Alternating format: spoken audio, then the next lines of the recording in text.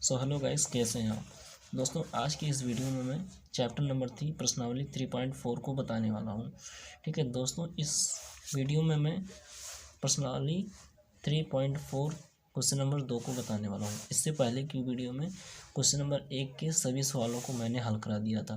ठीक है, इस सेशन में इस वीडियो में मैं क्वेश्चन नंबर 2 के सभी सवालों को बारी बारी से हल कराऊँगा। और इस जो चैप्टर में इस प्रश्नावली में विलोपन विधि से ही हम सभी सवालों को हल करेंगे। ठीक है, तो देखिए क्वेश्चन नंबर 2 कह रहा है, निम्न समस्याओं में रैखिक समीकरणों के युग्म बनाइए। ठीक है, निम्न समस्याओं में रैखिक समीकरणों को युग्म बनाइए, उनके हल यदि उनका अस्तित्व हो तो विलोपन विधि से ज्ञात कीजिए। ठीक है, तो मुझे इन सवालों से समीकरण बनाना है और उन समीकरणों को विलोपन विधि से हमें हल करना है। ठीक है, तो देखिए पहला सवाल कहता है कि यदि हम अंश में एक जोड़ दें तथा हर में एक घटा दें तो भिन्न एक में बदल जाती है। यानी कि अंश में एक जोड़ना है और हर में एक घटाना है तो अभिन्न एक हो जाती है। यदि हर में एक जोड़ दें तो यह भिन्न 1/2 हो जाती है। तो अभिन्न ज्ञात किया, या वो अभिन्न क्या है। ठीक है, तो हमें भिन्न नहीं पता है, हमें भिन्न ज्ञात करना है। तो सबसे पहले हमें मानना होगा। ठीक है, तो हम मान लेते हैं। देखिए दूसरे का पहला क्वेश्चन है। ठीक है, तो यहाँ से मान लेते हैं, माना वह भिन्न x/y है। ठीक है, भिन्न बट्टे में होता है, तो माना वह भिन्न x/y है। ठीक है, तो ये मैंने मान लिया। अब देखिए कह रहा है कि यदि हम अंश में एक जोड़ दें तथा हर में एक घटा दें तो प्रथम प्रश्नानुसार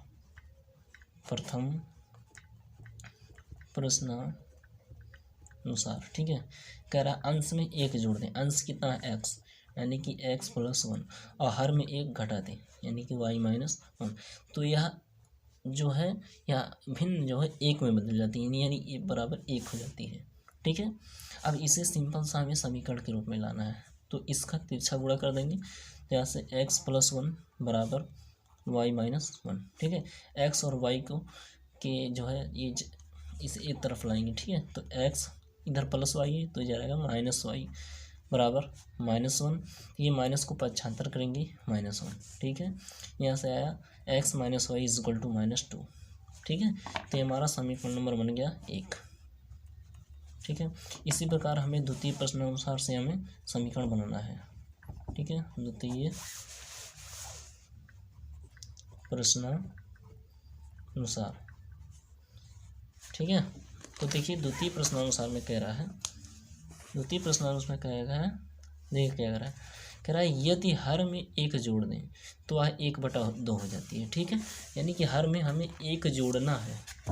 ठीक है, हर में एक जोड़ दें। देखिए हर यानी कि हर में y, तो x/y+1, अंश तो वैसे रहेगा, हर में क्या जोड़ना है 1, यानी कि y+1, तो ये बराबर 1/2 हो जाती है। इसे भी हल कर लेते हैं, तो तिरछा गुणा कर दें, इधर इसमें गुणा करेंगे 2x बराबर इस पूरे का 1 में गुणा करेंगे तो y+1 ही आएगा। ठीक है, तो 2x, y को पक्षांतर कर दीजिए, -y = 1। ये हो जाएगा हमारा समीकरण नंबर 2। अब इन दोनों समीकरणों को विलोपन विधि से हल करना है। अब अगर समीकरण 1 में मैं 2 से गुणा कर दूँ, यानी कि 2x यहाँ भी हो जाएगा, ऑलरेडी 2x यहाँ भी है, तो इसे घटा देंगे। ठीक है, तो समीकरण 1 में 2 से गुणा करके समीकरण 2 को घटाने पर। ठीक है, यहाँ से इस पूरी बात को यहाँ पर लिख देना है, समीकरण 1 में, ठीक है, 2 से गुणा करके समीकरण 2 को घटाने पर। ओके, देखिए समीकरण 1 में मैं 2 से गुणा कर देता हूँ, यानी कि दोनों पक्षों में गुणा करना है। ठीक है, यहाँ से 2x - 2y बराबर 4, 2x - 2y = 2 2 जा 4 -4। अब समीकरण 2 को हमें माइनस करना है, तो देखिए 2x - y = 1। देखिए जब माइनस, मैंने आपको बार बार बताया कि ये यदि घटाया जाएगा, मतलब यदि समीकरणों को घटाया जाएगा तो तभी चिन्ह बदलेगा। ठीक है, यदि जोड़ा जाएगा तो चिन्ह नहीं बदलेगा। तो यहाँ पर हमने क्या कर रहे हैं, घटा रहे हैं, तो यहाँ पर चिन्ह बदलेगा, यहाँ प्लस है, यहाँ प्लस है, यहाँ हो जाएगा माइनस। ओके, यहाँ माइनस, यहाँ माइनस, यहाँ प्लस, यहाँ माइनस प्लस माइनस। ठीक है, बारी बारी से। यहाँ देखिए ये कट गया। अब देखिए यहाँ माइनस वाई है, लेकिन अब यहाँ प्लस वाई हो गया, यहाँ वाई का चिन्ह प्लस हो गया। ठीक है, तो यहाँ से 2 वाई में से 1 वाई घटा देंगे, 1 वाई बचेगा। लेकिन बड़ी संख्या क्या है, 2 है, तो इसका चिन्ह लगेगा माइनस। Is equal to 415। ठीक है, जुड़ जाएगा, क्योंकि 1 का चिन्ह माइनस हो गया, तो 4 1 5, बड़ी संख्या का चिन्ह माइनस। देखिए माइनस और माइनस दोनों पक्षों में कैंसिल हो गया, तो y इज इक्वल टू हमारा आ गया 5। अब जब y इज इक्वल टू 5 हमें पता लग गया, तो y का मान आप किसी भी समीकरण में रख सकते हैं। तो y का मान हम समीकरण नंबर 2 में रखते हैं। इसी बात को हम लिख देते हैं, ठीक है, ताकि समझने में आसानी रहे। y का मान समीकरण 2 में रखने पर, ठीक है, y का मान समीकरण 2 में रख देंगे। y का मान 5 है, तो समीकरण 2 में 5 रख देना है।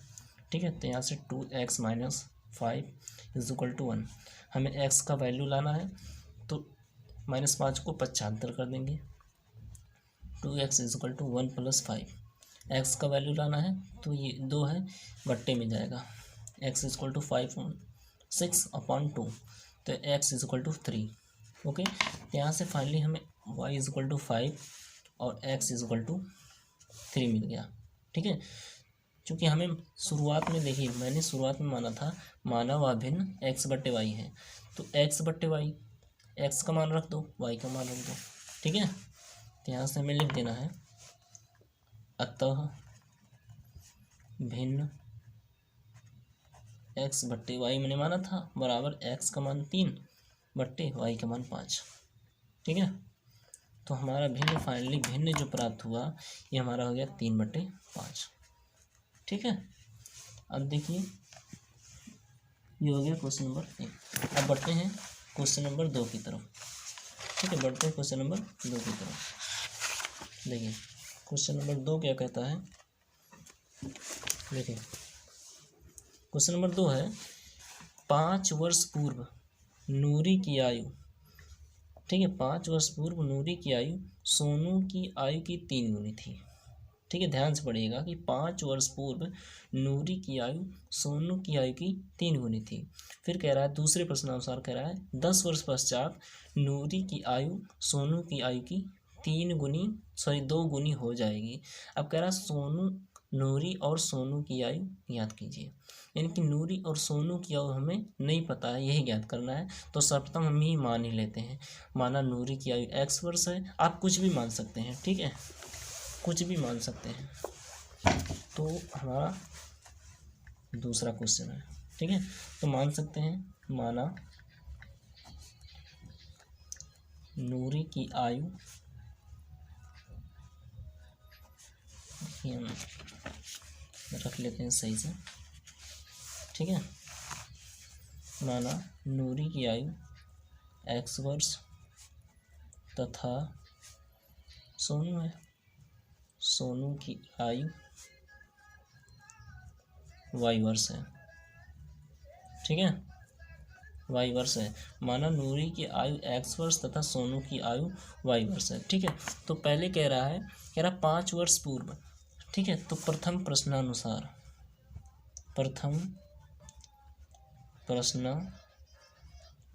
ओके, ये हो जाएगा प्रथम प्रश्नानुसार। कितने वर्ष पूर्व, 5 वर्ष पूर्व। ठीक है, 5 वर्ष पूर्व। अब देखिए 5 वर्ष पूर्व पहले हम दोनों की आयु ज्ञात कर लेते हैं। ठीक है, 5 वर्ष पूर्व नूरी की आयु, ठीक है। अब देखिए मैंने वर्तमान में नूरी की आयु कितना माना है, x वर्ष, तो पूर्व में जाएंगे, पूर्व का मतलब माइनस होता है। ठीक है, पूर्व का मतलब माइनस। ठीक है, तो पूर्व में जाएंगे तो 5 वर्ष पूर्व, तो ये जाएगा x - 5 वर्ष। ठीक है, x - 5 वर्ष। अब देखिए, अब हम ज्ञात करेंगे सोनू की आयु, सोनू की आयु 5 वर्ष पूर्व। ठीक है, सोनू की आयु वर्तमान में मैंने y माना है, तो पूर्व में क्या हो जाएगा y - 5 वर्ष। ओके, फिर कह रहा है, क्वेश्चन में कह रहा है, देख लीजिए मैं आपको क्वेश्चन दिखा देता हूँ। क्वेश्चन में कह रहा है कि सोनू की आयु की 3 गुनी थी, कितने वर्ष पूर्व? 5 वर्ष पूर्व। ठीक है, यानी कि हमें 3 गुनी दिखा रहा है, यानी कि हमें सोनू की आयु लिखना है, नूरी की आयु, नूरी की आयु इक्वल टू 3 मल्टीप्लाई, यहाँ से लिखना है सोनू की आयु, सोनू की आयु। ठीक है, ये मैंने क्यों यहाँ पर 3 क्यों लिखा है? जैसे देखिए हमारा कोई वैल्यू दिया है 5, यहाँ पर दिया है 2। ओके, अगर हम 5 के बराबर इसे करना चाहें तो इसमें +3 कर सकते हैं। ठीक है, अगर ये +3 ना रहे, इसे 2 के बराबर रख सकते हैं, करना है मुझे, तो इसमें -3 रखते हैं। ठीक है, तो इस बात को मैंने यहाँ फॉलो किया है। ठीक है, चाहे इसमें बट्टे की 3 लिखो, चाहे गुणे के 3 लिखो। ठीक है, बात वही रहेगा। अब देखिए नूरी की आयु मैंने x - 5 है इक्वल टू 3 मल्टीप्लाई सोनू की आयु y - 5। ओके, तो इसे बारी बारी से गुणा कर लेते हैं। देखिए x - 5 इक्वल टू 3y - 5 दिया 15, x और y ठीक है एक तरफ ले लेते हैं, x इधर +3y है, पक्षांतर होगा तो -3y बराबर, इधर -15 ऑलरेडी है, इधर -5 तो पक्षांतर होगा +5। ठीक है, तो x - 3y इक्वल टू यहाँ से हो जाएगा -10। ये हो जाएगा समीकरण नंबर 1। ठीक है, किस प्रथम प्रश्नानुसार से मैंने समीकरण 1 को प्राप्त किया। ठीक है, अब द्वितीय प्रश्नानुसार से, ठीक है, द्वितीय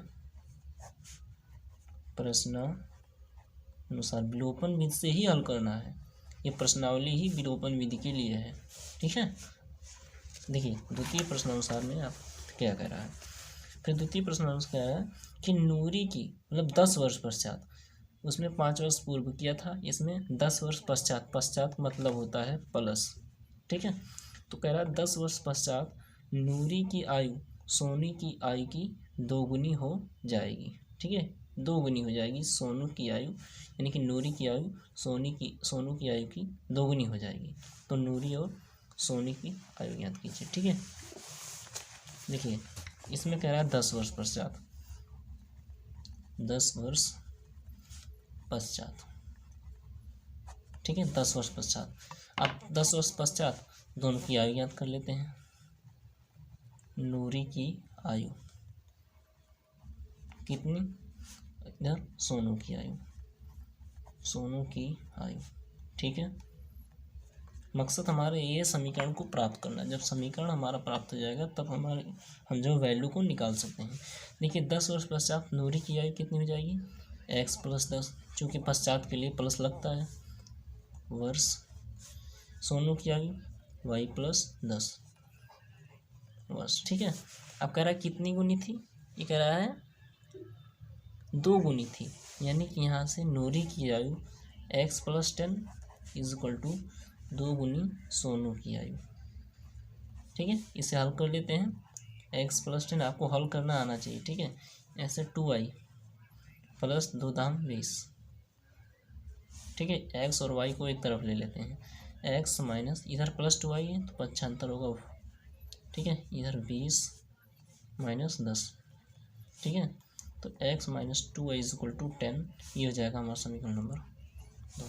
ठीक है, अब विलोपन विधि से हल करना है, चूँकि यहाँ भी देखिए x, यहाँ भी x है तो समान है, तो इसलिए हम समीकरण 1 से समीकरण 2 में घटाएंगे। तो हम इसे शॉर्ट में लिख दे रहे हैं, समीकरण 1 - 2, यानी कि समीकरण 1 में से समीकरण 2 को घटाना है। तो समीकरण 1 दिया है x - 3y इक्वल टू -10, समीकरण 2 दिया है x - 2y इक्वल टू 10।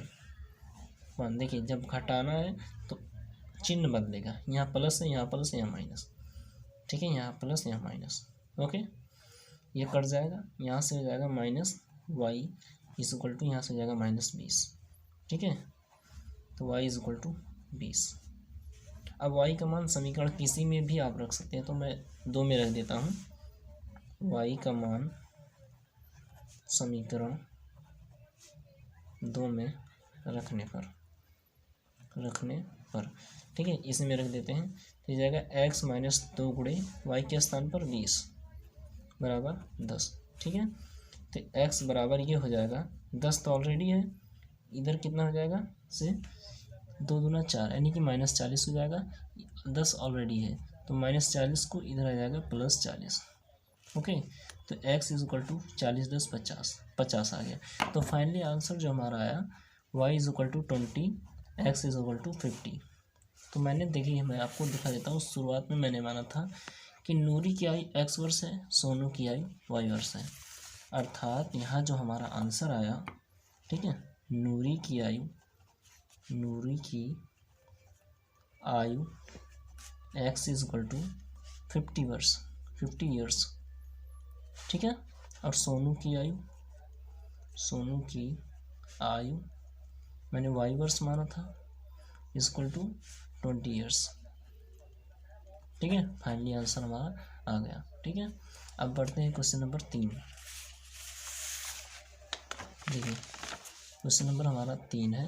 अब देखिए मैं आपको क्वेश्चन दिखा देता हूँ, ठीक है। देखिए क्वेश्चन नंबर 3 है, थोड़ा क्वेश्चन नंबर 3 इम्पोर्टेंट है, थोड़ा ध्यान से देखिएगा। कह रहा है कि 2 अंकों की संख्या के अंकों का योग 9 है, इस संख्या का 9 गुना संख्या के अंकों को पलटने से बनी संख्या का 2 गुना है, वह संख्या है। देखिए इस प्रश्न को बार बार पढ़ेंगे तभी समझ में आएगा, ठीक है। ये क्वेश्चन थोड़ा टेढ़ा मेढ़ा है, ओके। कह रहा देखिए मैं फिर से दोबारा रिपीट कर रहा हूँ। कह रहा 2 अंकों की संख्या के अंकों का योग, ठीक है, कितना है 9 है।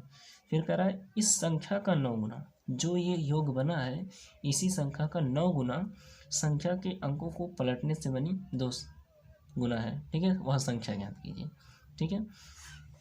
तो यहाँ से हम पहले ज्ञात करते हैं, ठीक है। तो यहाँ है तीसरा क्वेश्चन, ओके, तीसरा क्वेश्चन। तो यहाँ से मानना पड़ेगा, माना दहाई अंक x तथा इकाई अंक y है, ठीक है, ये होगा। तो देखिए हमारा जो व्यापक समीकरण होगा, व्यापक पद जो होगा हमारा हो जाएगा ये 10x प्लस वाई, ये हमारा व्यापक पद हो जाएगा 10x प्लस वाई, ठीक है। अब देखिए कह रहा है कि दोनों संख्याओं का योग कितना है 9 है। तो पहली संख्या मैंने या इकाई दहाई मान लीजिए x माना है, इकाई y माना है, यहाँ से हो जाएगा x plus Y is equal to 9, ये हो जाएगा समीकरण नंबर 1, क्योंकि हमें प्रश्न में बोला है, ठीक है, प्रश्न में बोला है कि 2 अंकों की संख्या का योग 9 है। अब इन दोनों अंक है, इन दोनों संख्या का योग 9 है। फिर दूसरे प्रश्नानुसार, ये था तो प्रथम प्रश्नानुसार। अब द्वितीय प्रश्नानुसार पे चलते हैं। द्वितीय में कह रहा है कि संख्या के अंकों को पलटने से बनी संख्या का योग 2 गुना है, ठीक है। मैं आपको प्रश्न दिखाता हूँ, देखिए कह रहा है इस संख्या का 9 गुना संख्या के अंकों को पलटने से बनी संख्या का 2 गुना है, ठीक है, इस संख्या का 9 गुना। अब करता हूँ, ठीक है, ये जो व्यापक पद है इसी संख्या का 9 गुना, ठीक है, यानी कि 9 गुणे व्यापक पद, ठीक है, बराबर कितना है 2 गुना है, 2 गुणे पलटी संख्या यानी कि जो मैंने संख्या को पलटा है। देखिए 9 गुणे व्यापक पद कितना है, यहाँ पर है, सॉरी यहाँ 10y रहेगा, 10y प्लस x, ठीक है, यहाँ से जाएगा 10y plus x is equal to 2। अब देखिए यहाँ संख्या को पलट रहा हूँ, यहाँ 10y था ना, तो यहाँ जाएगा 10x प्लस x था, तो यहाँ से जाएगा y, ये मैंने संख्याओं को पलट दिया। अब कह रहा है प्रश्न में संख्याओं को पलटने से 2 गुना हो जाता है, ठीक है। अब इसी समीकरण को हम हल कर लेते हैं, समीकरण नंबर हमारा 2 निकल जाएगा, ठीक है। यहाँ से हो जाएगा 10 9 90 y plus 9x, okay, is equal to यहाँ से हो जाएगा 2 धाम 20 x प्लस यहाँ से जाएगा 2y, y के पद को मतलब सभी पद को हम पक्षांतर कर लेते हैं, 90y प्लस 9x, इधर जाएगा -20x minus 2y is equal to 0। अब देखिए 90y में से हम घटा देंगे 2y, यहाँ जाएगा 88y, यहाँ से जाएगा -9x, मतलब 20x में से 9x का -11x इज इक्वल टू 0। ठीक है, अब 11x को हम पक्षांतर कर देंगे, यानी कि 88y is equal to 11x। तो हमें देखिए यहाँ से देखिए, एक मिनट, ठीक है, देखिए यहाँ से हमें x का मान हमें निकाल लेता हूँ। ठीक है, तो ये जो 11 है ये पक्षांतर हो जाएगा, यानी कि बट्टे में आ जाएगा 88y की, यहाँ से हो जाएगा 88y बट्टे 11 इज इक्वल टू एक्स। तो 11 अट्ठे 88, ठीक है, ठीक, यहाँ से तब x इज इक्वल टू यहाँ जाएगा 8y, ये हो जाएगा समीकरण नंबर 2। अब इसी x का मान समीकरण नंबर 1 में हम रखते हैं। ठीक है, यहाँ से इस बात को लिख देते हैं, x का मान समीकरण 1 में रखने पर, ठीक है, x का मान समीकरण 1 में रखने पर, तो समीकरण 1 क्या है, x plus Y is equal to 9। ठीक है, तो x के स्थान पर 8y plus Y is equal to 9, यहाँ से कितना आ जाएगा 9y is equal to 9। Okay, यहाँ से y is equal to 9/9 cut जाएगा, यानी कि y is equal to 1। Finally जो हमारा है, अब देखिए y इज इक्वल टू 1 हो गया। अब y का मान हम समीकरण 2 में रख देंगे, हमें x का मान पता चल जाएगा। ठीक है, यहाँ से हम लिख लेते हैं y का मान समीकरण 2 में रखने पर, ठीक है, समीकरण 2 में हम रख देंगे, तो x इज इक्वल टू 8 × 1, तो x इज इक्वल टू 8। तो finally x is equal to 8 और y इज इक्वल टू 1 हमें प्राप्त हो गया। अब हमें ज्ञात क्या करना है, ज्ञात करना है वह संख्या ज्ञात कीजिए। हमें प्रश्न में पूछा है वह संख्या ज्ञात कीजिए।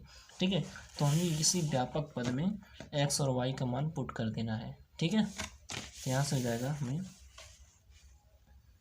वह संख्या, ये जाएगा बराबर 10y प्लस x, ये हमारा हुआ व्यापक पद। अब x y का मान इसी में पुट कर देंगे, ऐसा हो जाएगा 10 × y का मान 1 प्लस x का मान 8, तो ये जाएगा फाइनली 10 + 8 इज इक्वल टू 18। ठीक है, तो ये रहा हमारा इस क्वेश्चन का फाइनली आंसर। ठीक है, देखिए बढ़ते हैं क्वेश्चन नंबर 4 की तरफ। ठीक है, देखिए क्वेश्चन नंबर 4 है, यहाँ से देखिए क्वेश्चन नंबर 4 कहता है कि मीना 2000 रुपये निकालने के लिए बैंक गई। कहाँ पर गई, बैंक। उसने खजांची से 50 रुपये तथा 100 रुपये के नोट देने के लिए कहा। ठीक है, मीना ने कुल 25 नोट प्राप्त किए। ज्ञात कीजिए कि उसने 50 और 100 के नोट कितने कितने प्राप्त किए। यानी कि 25 नोट ने 2000 में 25 नोट प्राप्त किया, तो उसमें ये बताना है कि उसमें कितना 50 का नोट था और कितना 100 का नोट था। ठीक है, यहाँ से देखिए पहला समीकरण बन जाएगा, माना 50 का नोट x है, 100 का नोट y है, तो यहाँ से 50x + 100y is equal to 2000। Okay, तो सर्वप्रथम मैं मान लेता हूँ। ठीक है, जैसे क्वेश्चन नंबर 4 है, क्वेश्चन नंबर 4, तो माना, ठीक है, 50 के x नोट, 50 रुपये के x नोट तथा 100 रुपये के y नोट थे।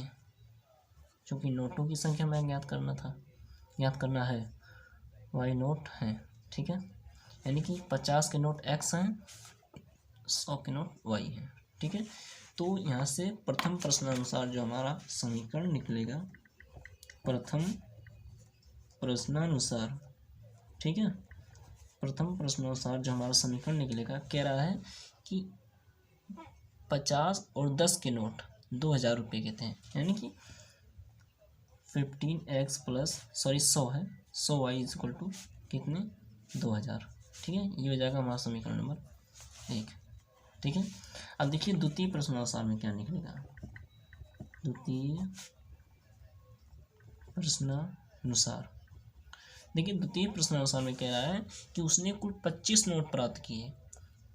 उसमें कौन कौन से नोट थे? 50 के थे और 100 के थे। ठीक है, 25 नोट प्राप्त, लेकिन नोटों की संख्या नहीं याद है कि कितनी नोट 50 की थी, कितनी नोट 100 की थी।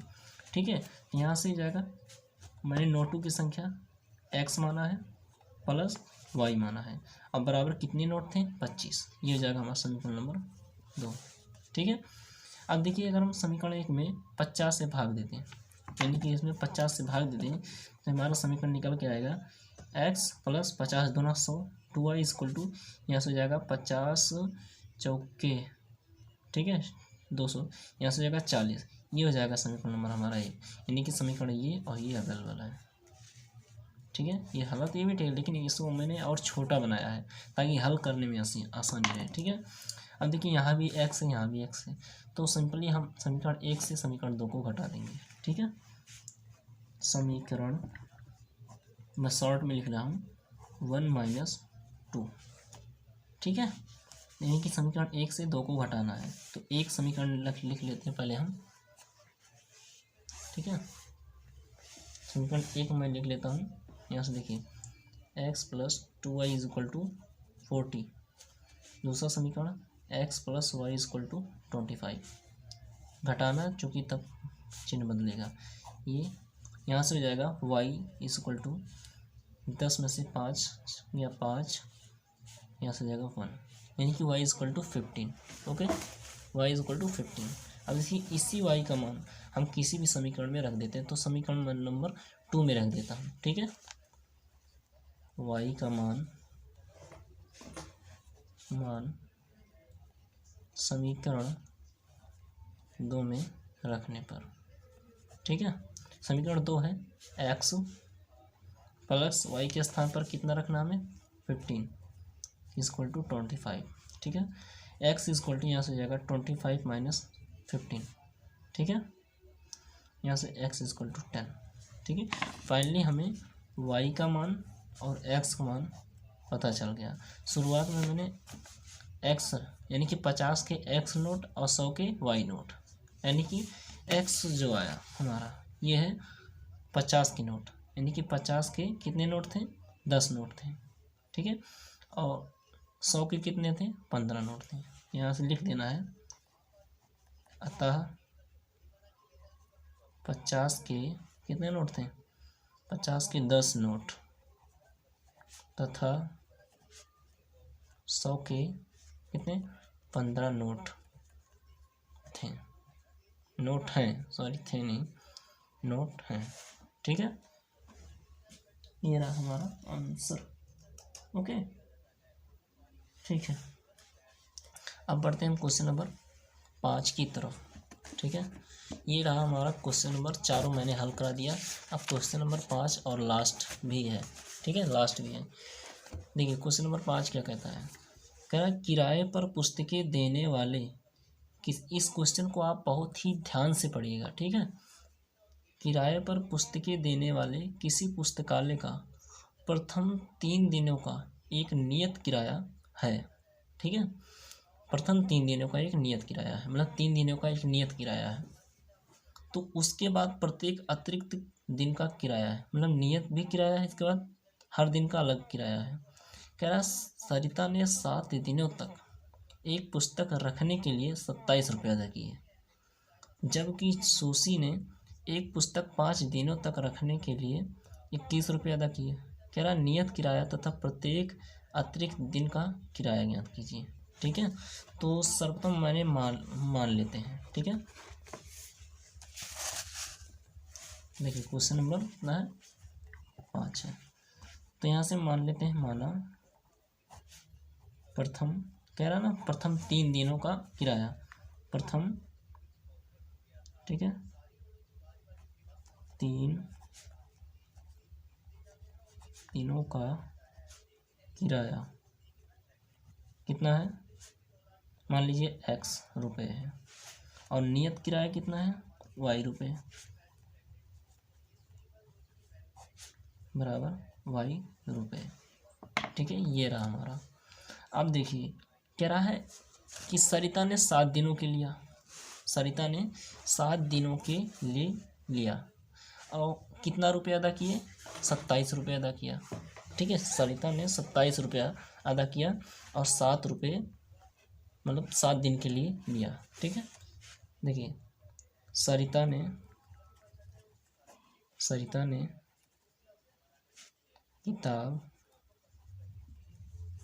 7 दिन के लिए लिया। ठीक है, तो सरिता के लिए है। देखिए जब सरिता ने किताब को 7 दिन के लिए लिया तो यहाँ से क्वेश्चन में पहले ही बता दिया गया है कि प्रथम 3 दिनों का किराया कितना है, x रुपये, यानी कि 7 दिन है तो सर्वप्रथम 3 दिनों का किराया तो मैंने x रुपये मान लिया, प्लस बचे कितने दिन, 4 दिन, यानी कि 4y दिन। ठीक है, बराबर कितने रुपये अदा किए इसने, ये बराबर इसने अदा किया है 27 रुपये, यानी कि बराबर 27। ध्यान समझिएगा, 7 दिन के लिए लिया था लेकिन पहले बता दिया 3 दिनों का किराया x रुपये है, बाकी आप मान लो। तो 4 दिन बचे, 4 दिन का किराया मैंने y रुपया, यानी कि नियत किराया मैंने y रुपया माना है। तो ये जाएगा हमारा समीकरण नंबर 1। तो इसी प्रकार दूसरे भी कह रहा है, सुशी ने पुस्तक 5 दिनों के लिए लिया। ठीक है, 5 दिनों के लिए लिया। सुशी ने, मैं लिख देता हूँ, सुशी ने पुस्तक या किताब को 5 दिन के लिए लिया और बराबर उसके बदले में कितना चुकता किया, 21 रुपये। ठीक है, 21 रुपये। अब देखिए इसने 5 दिन के लिए लिया। ठीक है, 5 दिन के लिए लिया, 3 दिन का फिक्स किराया है x रुपये, बचा कितना दिन, 2y, 2 दिन बचा तो 2y इक्वल टू 21। ये हो जाएगा समीकरण नंबर 2। अब देखिए यहाँ भी x है, यहाँ भी x है। ठीक है, अब इसको हम घटा देंगे समीकरण 1 माइनस समीकरण 2। ठीक है, समीकरण 1 से हम घटा देंगे समीकरण 2 में। ठीक है, देखिए मैं घटा देता हूँ। ठीक है, देखिए समीकरण को मैं पहले यहाँ लिख लेता हूँ, कितना है, देखिए समीकरण 1 माइनस 2, यानी कि समीकरण 1 से समीकरण 2 में घटा रहे हैं। समीकरण 1 क्या है, x प्लस 4y बराबर 27, ये है x प्लस 2y बराबर 21। ठीक है, घटा देंगे, यहाँ से जाएगा माइनस माइनस माइनस, ये कटा, यहाँ से जाएगा 2y बराबर, ये जाएगा 6। ठीक है, यहाँ से जाएगा y इक्वल टू 6/2, यानी कि y इक्वल टू 3, 2 तिया 6। y का मान हमें प्राप्त हो गया। अब y का मान समीकरण हम 1 में रख देते हैं। ठीक है, यहाँ से लिख देंगे y का मान